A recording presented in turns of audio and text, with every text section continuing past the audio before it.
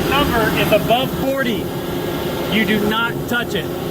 You don't hit off, okay? I'm gonna show you, let it cycle through. So what it's gonna see, how it builds back up, okay? It's gonna be, we go to 90 maybe, yeah.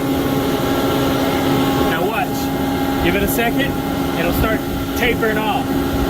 But that number has to be below 40 before you hit off. Otherwise you'll blow oil everywhere. So it's building up pressure in the line 2 to 120. Now watch, see? It reached its max and now it's draining itself. Below 40, I usually wait till 30.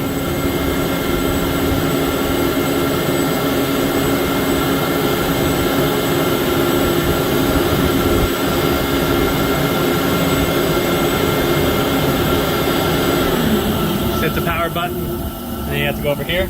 After that, that's done, and just turn this off. But you gotta turn this off after you turn that on. And you have to turn this on before you turn that on.